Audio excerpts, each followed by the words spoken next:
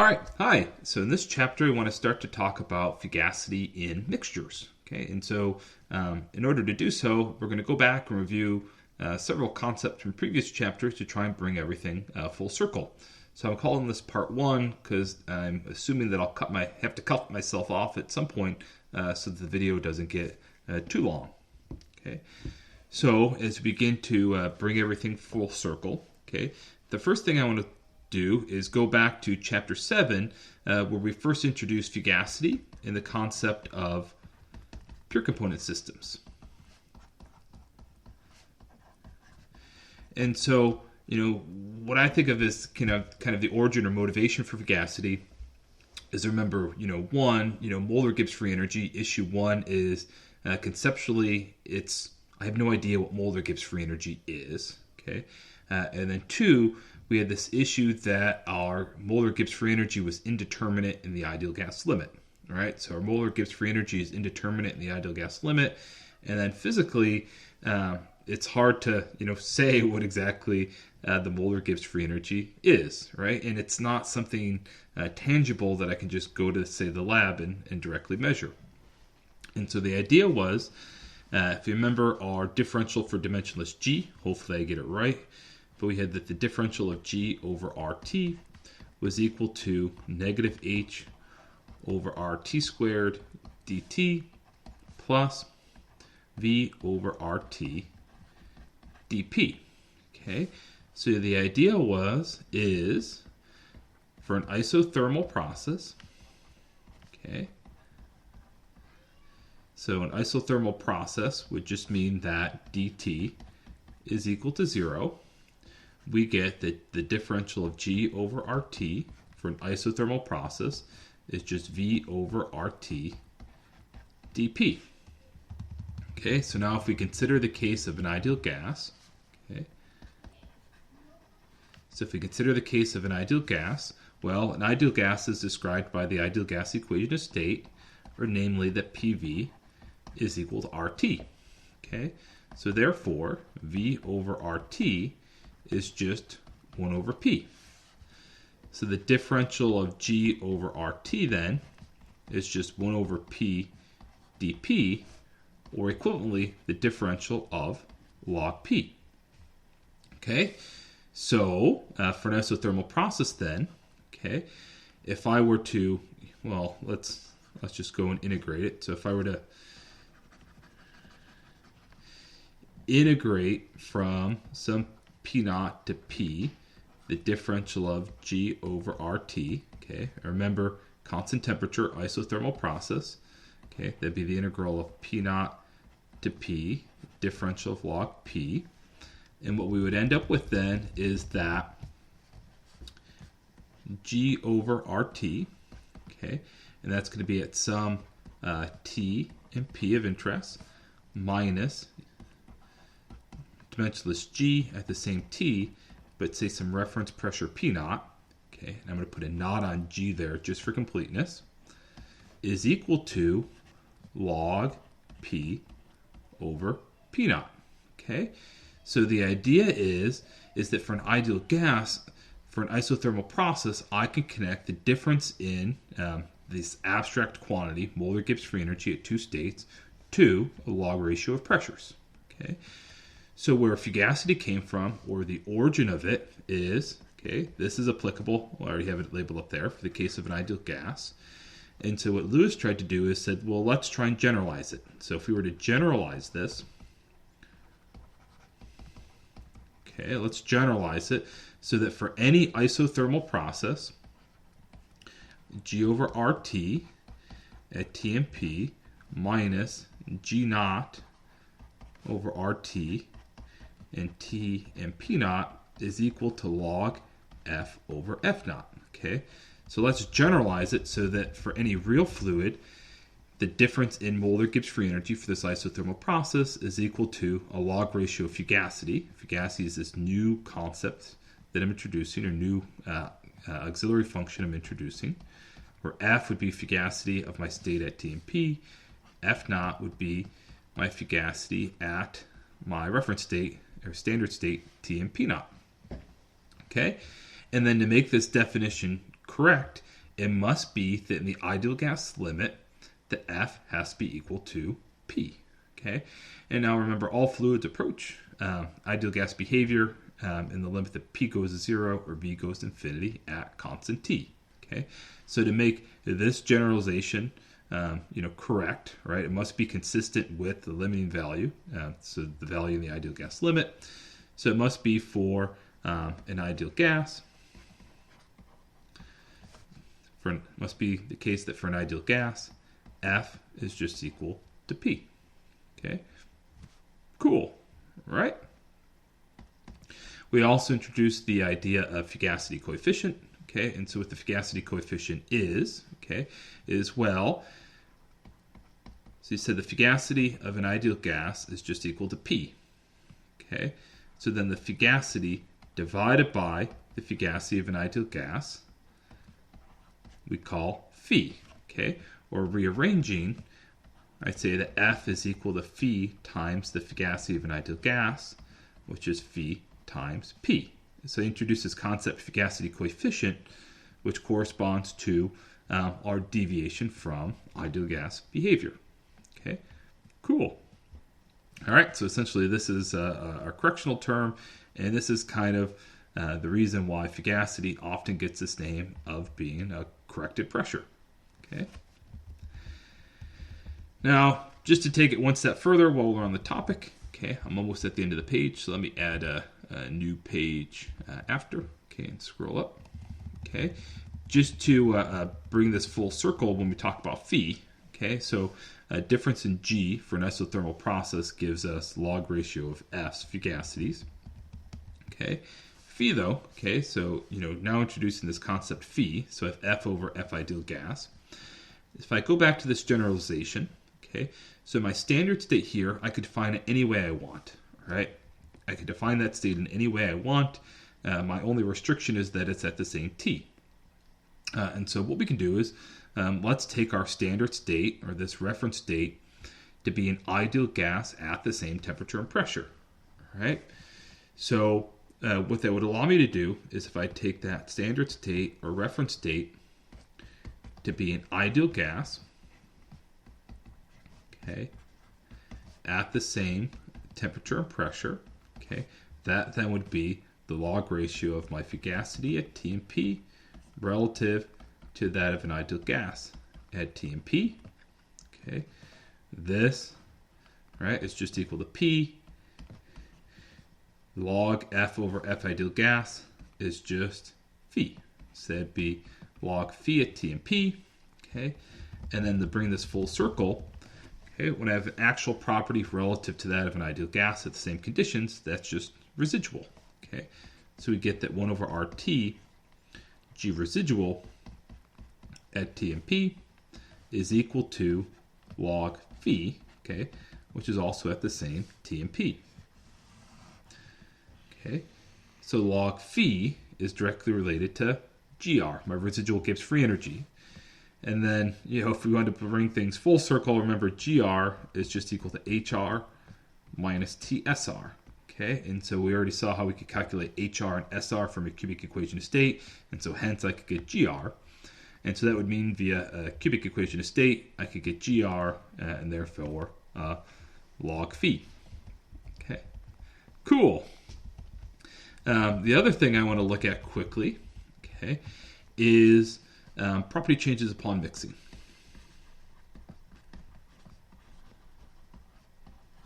Okay, property changes upon mixing. Okay, and specifically what I want to look at is the case of an ideal gas. Okay. And what I'm trying to get to here is I want to re-back out our expression for partial molar Gibbs free energy. Okay, all right.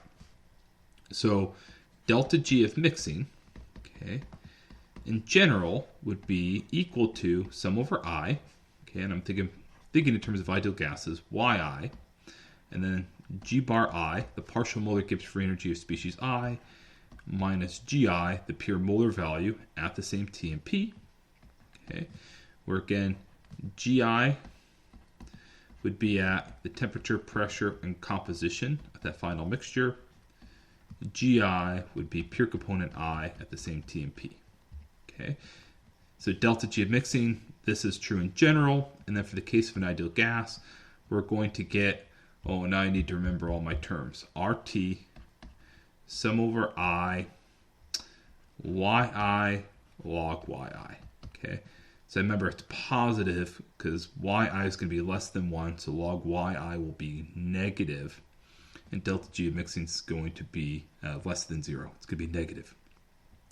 Okay, so remember sum over I, YI, log YI, so it's positive because this term will be negative.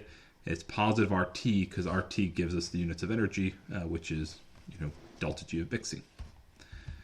Okay, and so the reason for doing this is if I take this last term, okay, and I'm mixing at constant temperature and pressure, so I could bring RT into my sum, and I'm going to rewrite this as sum over I, YI, RT log YI. Okay, and the reason for doing this is how we obtained our expressions for partial molar Gibbs free energy for an ideal gas is that these two expressions must be consistent with each other. Okay, so it must be that G bar I minus GI is equal to RT log YI. Okay, so therefore it must be that G bar I, okay, and this would be a TP in composition YI is equal to GI at T and P plus RT log YI.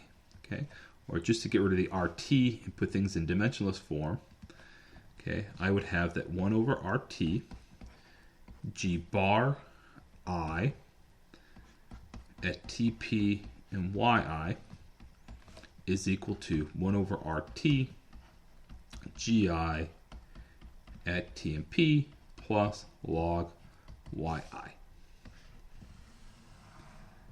Okay, and so again, our partial molar Gibbs free energy in our mixture is less than in a pure component at the same temperature and pressure.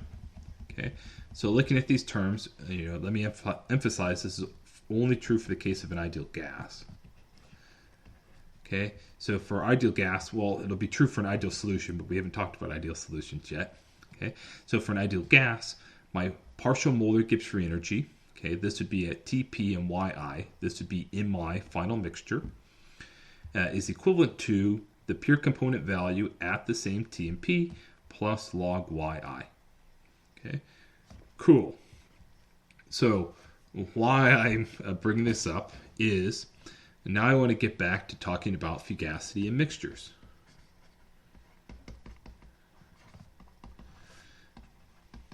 Okay, so fugacity and mixtures. So if I come back up here, okay, so for a pure component system, our generalization was change in molar Gibbs free energy for an isothermal process is a log ratio of fugacities. Okay, so for mixtures, okay, we maintain this generalization. Okay, so for component I in a mixture, right, I would write that G bar I, so at TP in YI minus G bar I. Okay, now this state has to be at the same temperature still, right? This is for an isothermal process, but it doesn't need to be at the same pressure, or I'm using YI for composition, or composition. Okay, and I'll put a knot up here. Okay, so my standard state or reference state needs to be at the same temperature, but doesn't need to be at the same pressure and composition. And that's going to be equal to log ratio of Fi at TP and YI relative to my standard state of reference fugacity at T, P naught, and Y naught. Okay, so my generalization is going to be the same, only I've replaced my molar Gibbs free energy with my partial molar Gibbs free energy. Okay, and remember the G bar I, partial molar Gibbs free energy, and chemical potential are exactly the same. It's just partial molar Gibbs free energy comes up so often that essentially introduce this new term, chemical potential, to mean the same thing.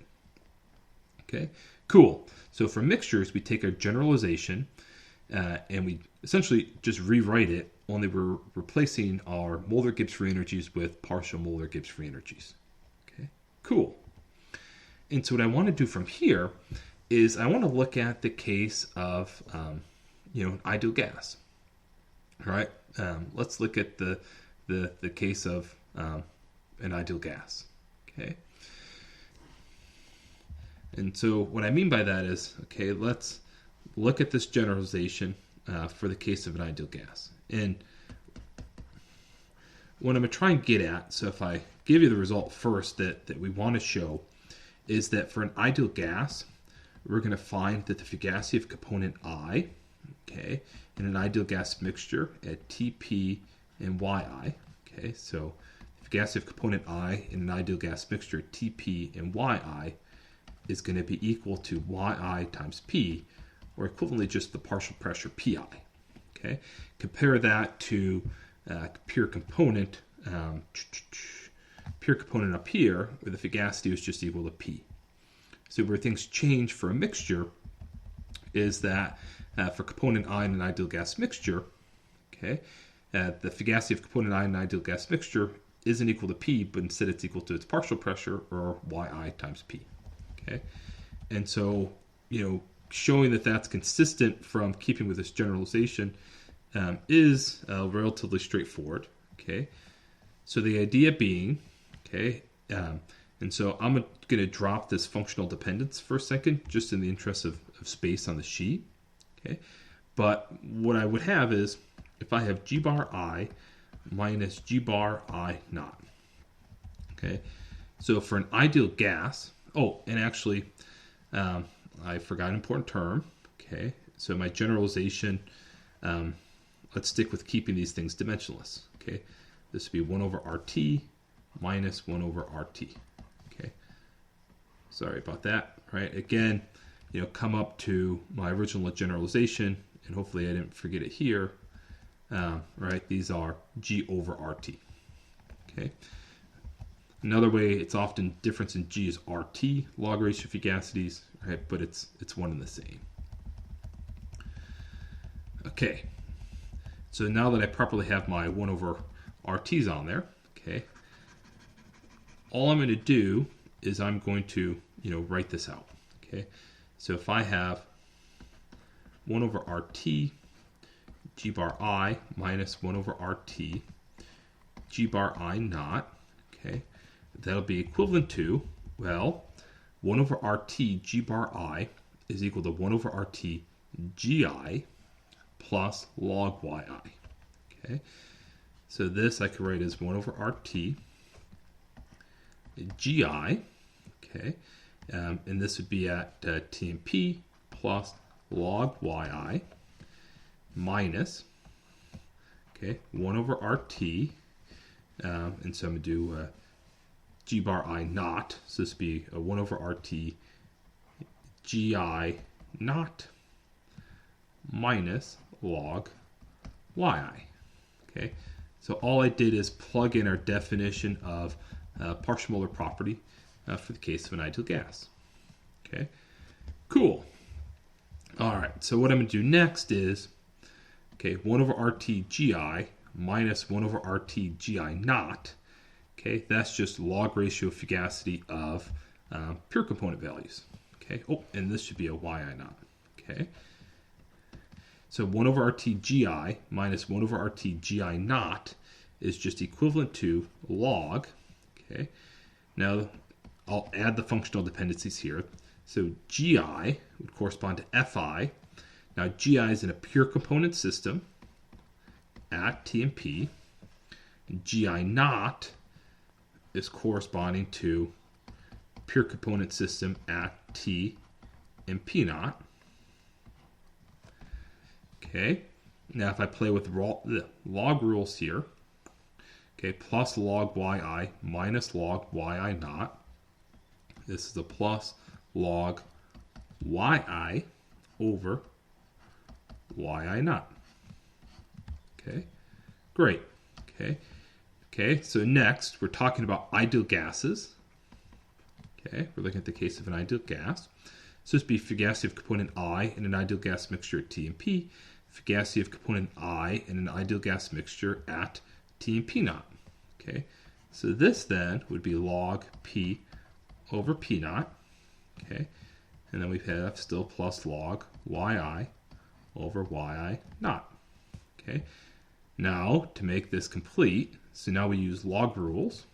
Okay, so this is log P over P naught plus log Yi over Yi naught. I can rewrite this as log Yip over Yi naught P naught. Okay, and Yip and Yi naught P naught, well, that's just our definition of partial pressure of component I and partial pressure of component I in that standard state. So we get then that for an ideal gas, okay, 1 over RT, G bar I minus 1 over RT, GI naught is just log PI over PI naught, okay, which in general is going to be equal to log Fi over Fi naught. So, just as we did for the case of a pure component system, in order for our generalization to be true, right, it must we must exhibit the same correct limiting behavior. And so what this tells us then is for the case of an ideal gas, okay, it must be then that Fi, okay, Fugacity of component I is equal to Pi. Right? The Fugacity of component I in an ideal gas mixture is equal to Pi, which is equal to Yi times P. Okay, cool. So as compared to a pure component system, Fugacity of component I in an ideal gas mixture is equal to partial pressure and not total pressure. Okay, and it should make sense. Remember, the partial pressure is the pressure the component I would exert in an ideal gas mixture if it could magically delete all the other molecules in its system, keeping the total volume constant. Okay. All right, and so now we define Fugacity coefficient in exactly the same way. Okay, so just as before, Fugacity coefficient of component I in that mixture is just the Fugacity of component I over Fugacity of component I in the corresponding ideal gas. Where now Fi, right? Fi is Fi. Fi of an ideal gas is Yip. Okay, and so typically if we were to expand out our Fugacity, it gets expanded as Phi times Yi times P, which is equivalent to Phi Pi, which is equivalent to Phi times Fi ideal gas. Okay, so it's exactly the same as we had before. The big difference is, I drew my box up. The big difference is that for ideal gas mixtures, or for mixtures, okay, the ideal gas value of our Fugacity isn't pressure, but instead it's partial pressure. Okay, cool. So in a mixture, the Fugacity of component I in the ideal gas limit isn't equal to P. It's equal to partial pressure. Okay, that's the big takeaway. Okay, we could have shown this in other ways, but I think this way is pretty nice.